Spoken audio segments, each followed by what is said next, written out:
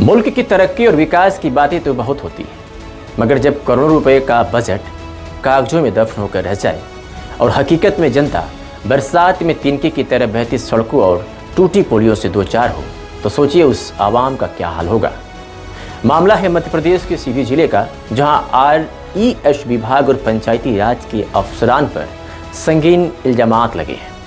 1 करोड़ 45 लाख रुपए का project, 8 kilometre road और कई पुल बनाए जाने थे, लेकिन नतीजा पहली बारिश में ही सारा काम ध्वस्त। जनता परेशान, बच्चे स्कूल नहीं जा पा रहे हैं, मरीज डोली खटोली से सड़क तक लाए जा रहे हैं और आला अफसरान बयानबाजी में मशगूल है। सवाल उठता है कि आखिर ये भ्रष्टाचार कब तक और जनता की सुनवाई कौन करेगा। आइए आपको दिखाते हैं ग्राउंड जीरो से हमारी ये एक्सक्लूसिव रिपोर्ट, जिसने तस्वीरें और आवाज़ें भ्रष्टाचार की सच्चाई बयां कर रही हैं।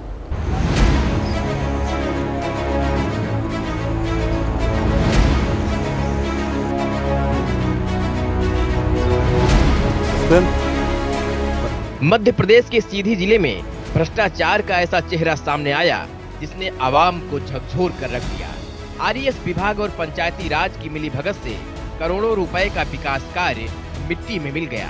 जी हां, 1 करोड़ 45 लाख रुपए का बजट, 8 किलोमीटर सड़क और RCC पुलों का निर्माण होना था, लेकिन हकीकत यह है कि सड़क पर सिर्फ क्रेशर की गिरची डाल दी गई और पुलिया पहली ही बरसात में तिनके की तरह बह गई।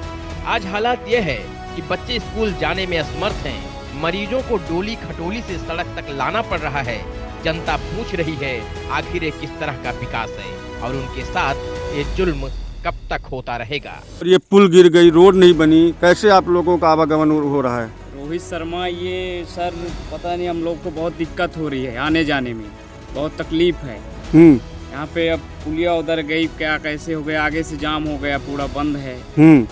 तो ऐसे आने जाने में दिक्कत हो रही है। हाँ, शिकायत कर रहे हैं बराबर। हाँ, तो नहीं सुन रहे कोई नहीं। हाँ, तब कैसे जाते होंगे? वैसे ही जाते हैं किसी कदर। हाँ, अगर बरसात हो जाती होगी तो फिर घर में बरसात हो जाती है तो वैसे ढोंढ ढांस के ले जाते हैं बाइक। पंडित केदारनाथ सोला के द्वारा दिया गया कि इसका प्रपोजल लेके आए और हम लोग जब गए वहाँ तो बोले कि आपको दे दिया गया है 1 करोड़ 45 लाख रुपए, इसको 8 किलोमीटर बनना है। अब हम लोग जब यहाँ काम शुरू हुआ तो इसको 6 RCC और 8 किलोमीटर रोड बनाना था। इसको जो है तो बना करके जैसे बनाए और गए और ये लास्ट में बारिश हुई और टूट गई है। अभी इस समय ये स्थिति है कि हमारे गांव के, हम मोहनिया के गांव से हैं, हमारे मोहनिया गांव के व्यक्ति यदि कोई बीमार हो तो हम लोग उसको डोला और पालकी से ले जा करके और सीधी पहुंचाते हैं हॉस्पिटल में। पैदल मतलब गाड़ी का रास्ता अस्त व्यस्त हो गया, मतलब कोई नहीं है। एक सरकारी कर्मचारी थे, आप रिटायर हो गए और आज इस गांव के आप एक जनता हैं और लोग देखा जा रहा है कि यहाँ की पुल बह गई, रोड नहीं बनी है, तो क्या कहेंगे, कहाँ भ्रष्टाचार हो रहा है? अब क्या बताएं कि कहाँ से भ्रष्टाचार हो रहा, कहाँ से उठा, ये बात है। लेकिन इस समय आदमी के लिए बहुत बड़ी परेशानी है। आवागमन बिल्कुल सब बंद, पूरा कार बंद, ये सबसे बड़ी बात है। मानो लगातार ये भ्रष्टाचार की स्थिति में चढ़ रहा है। जी। हाँ। ग्राउंड जीरो पर कैमरे में साफ दिख रहा है यह काम गुणवत्ता विहीन ही नहीं बल्कि भ्रष्टाचार की जीती जागती मिसाल है। ग्रामीणों का आरोप है कि निर्माण एजेंसी इंजीनियर राजेश सिंह, सरिता सिंह और SDO दिवाकर चतुर्वेदी ने मिलीभगत करके शासकीय खजाने को लूट लिया है। करोड़ों रुपए खर्च कर दिए गए, लेकिन धरातल पर न सड़क दिख रही है न पुलिया। इतना ही नहीं, जनता ने CM हेल्पलाइन से लेकर कलेक्टर ऑफिस तक बातचीत की है, शिकायतें भी की गई, मगर अब तक ठोस कार्रवाई नहीं हो पाई है। वर्तमान विधायक रीति पाठक पर भी सवाल उठ रहे हैं। उन्होंने इस मामले को नजरअंदाज कर दिया।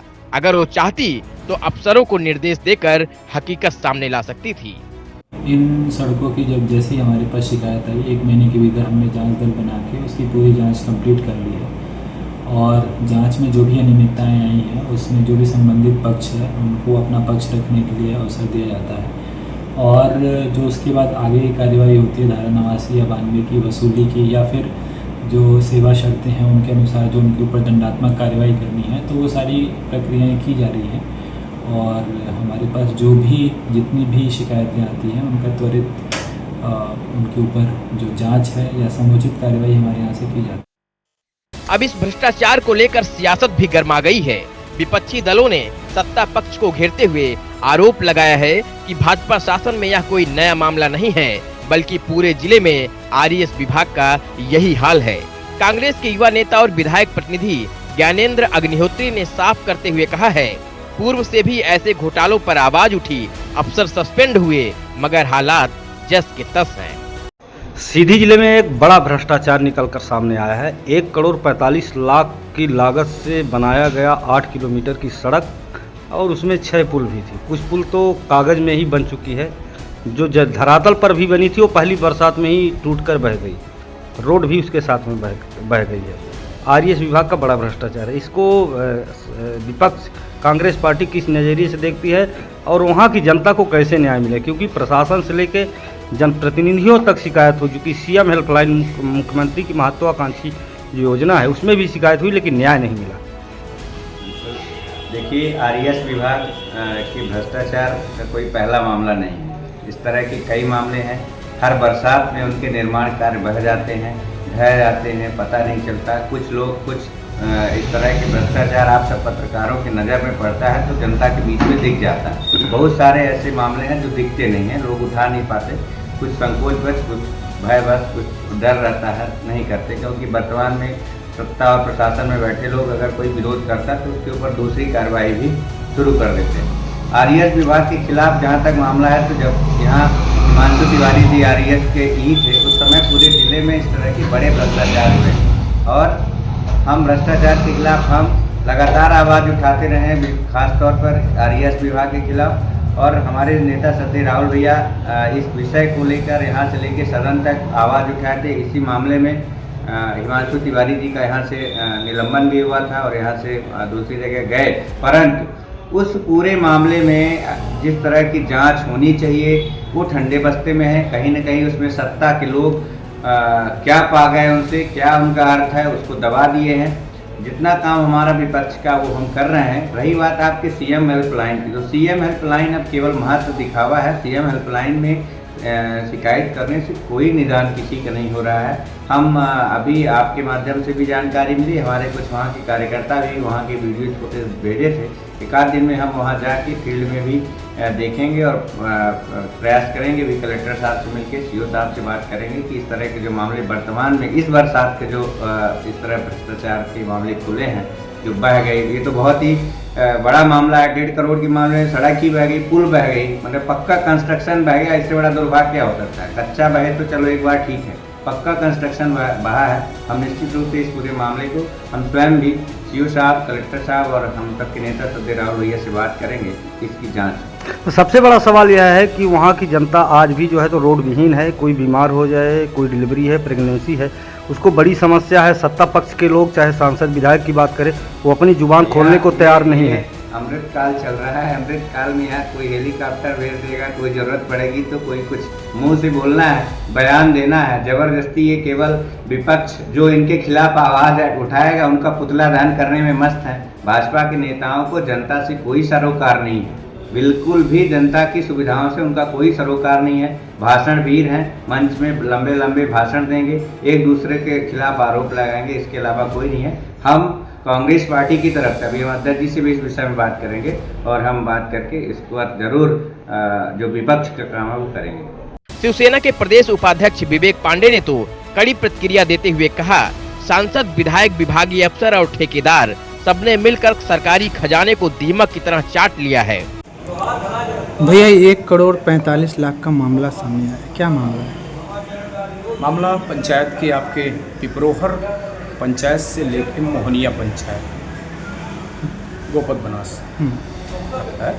और यहाँ 1,45,00,000 का घोटाला पंचायत के रोड का मामला है। और रोड के मामले में ये हुआ कि पूर्व विधायक जब हुआ करते थे पंडित केदारनाथ शुक्ला जी, उस टाइम पर उन्होंने उद्घाटन किया था और रोड बनवाने के लिए कहा। और बजट आया, बजट आने के बाद किसी भी प्रकार से काम नहीं हुआ।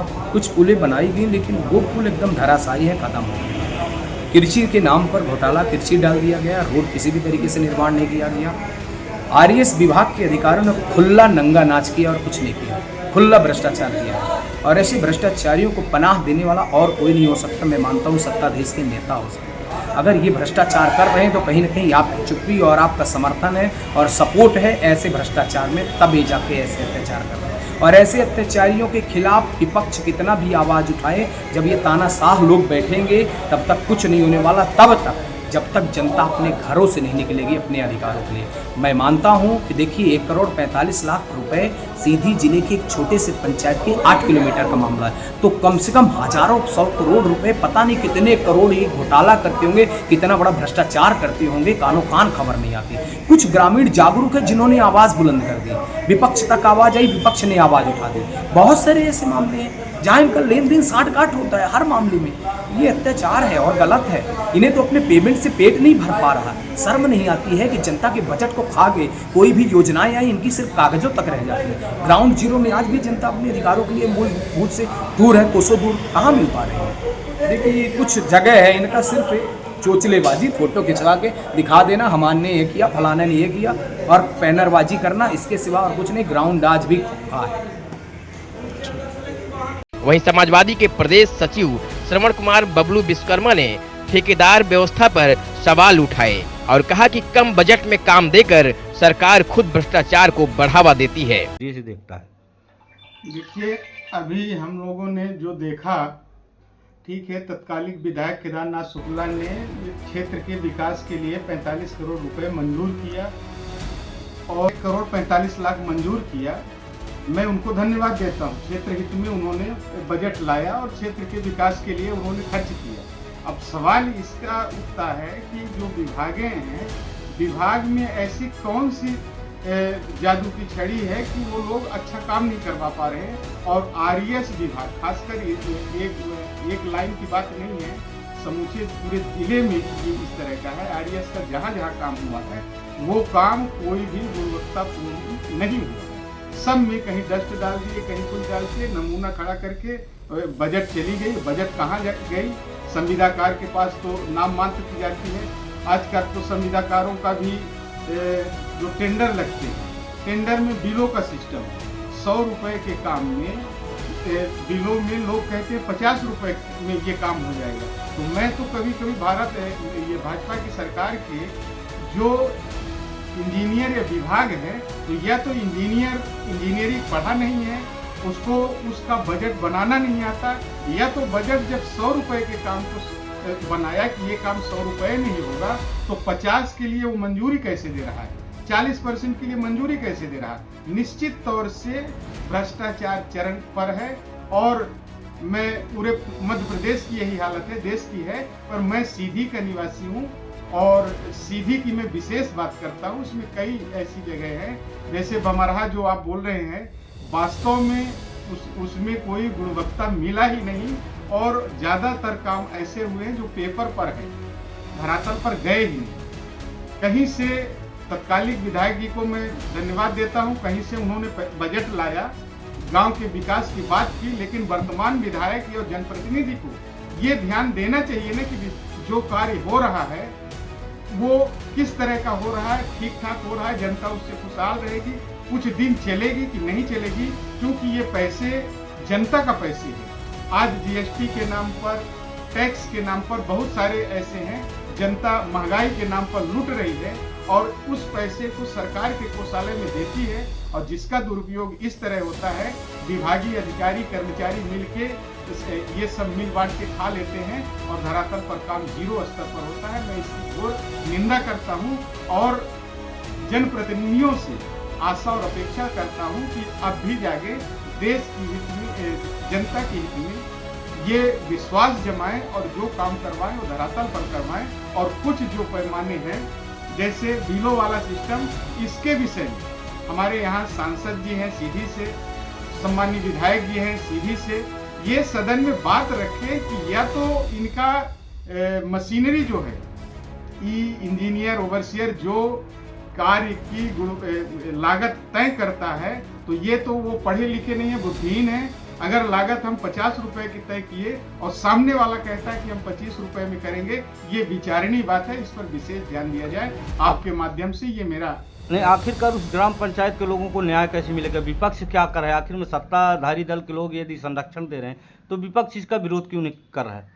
अब यहाँ देखिए, हम समाजवादी के हैं, हम लोग धरातल के लोग हैं। हमारी जितनी आवाज़ बुलंद होगी उतना मैं करूँगा, और जितनी इसके लिए लड़ाई लड़ना होगा और उतनी मैं लड़ूंगा जनता के हित में, जनता को न्याय दिलाने के लिए। अब सवाल ये है कि सत्ता पक्ष अलग है, विपक्ष अलग है। अब विपक्ष और पक्ष ये क्या करते हैं, या दोनों मिलके ये सब कर रहे हैं, ये मैं नहीं बोल सकता।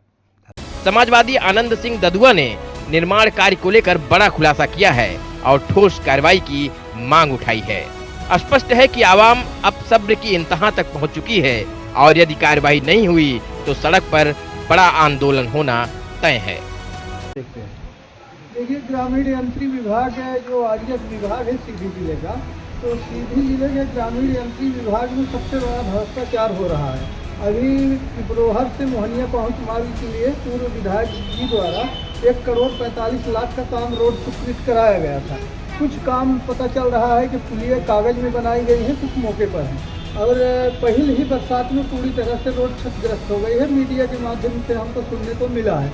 तो हम जिला प्रशासन से निवेदन करना चाहते हैं कि उसकी जांच कराई जाए और जो हम भ्रष्टाचार किए हैं कर्मचारी, उनके खिलाफ FIR कराई जाए और RRC जारी कराई जाए। साथ साथ सीधी जिले में जहाँ जहाँ आरएएफ विभाग से बड़े काम चल रहे हैं, अभी एक सीधी जिले का सबसे बड़ा बांध है, बिलहा बांध बनाया जा रहा है, जो 7 करोड़ लागत का बांध था, जिसमें लगभग 1 करोड़ का काम हुआ है। 4 करोड़ पैसा निकाल दिया गया है। ये कुशमी ब्लॉक का बात है। इसी तरह मझौली ब्लॉक के संडा पंचायत में 4-5 बड़े बड़े तालाब बनाए गए हैं, जो पूर्व के तालाब को खन करके उसी का पैसा लीक पोत कर निकाल दिया गया है। लगभग 50 से 60 लाख का तालाब है।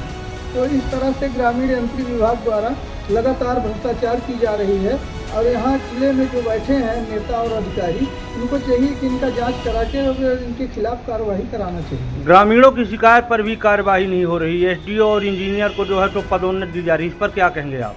ग्रामीण यंत्री विभाग में की जो शिकायत होती है, उनका जनता चाहे जितना शिकायत कर ले, कोई अंतर नहीं पड़ने वाला है। पता नहीं इनके ऊपर किसका मेहरबानी बना रहता है कि आज तक कभी कार्रवाई देखने को नहीं मिल पा रही है। तस्वीरें सब कुछ बयां कर रही हैं।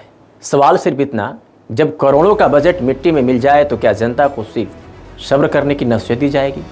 सरकारें आती जाती रहती हैं, मगर हर दौर में भ्रष्टाचार आवाम के हक पर डाका डालता रहा है। अब देखना यह होगा कि क्या सीधी जिले की ये शिकायतें फाइलों में ही दफन रहेंगी या फिर वाकई कोई कार्रवाई होगी। जनता को सिर्फ बयान नहीं, इंसाफ चाहिए, और यही असली इम्तिहान है हुकूमत का। तो आज की इस स्पेशल रिपोर्ट में बस इतना ही। अब दीजिए इजाज़त। नमस्कार।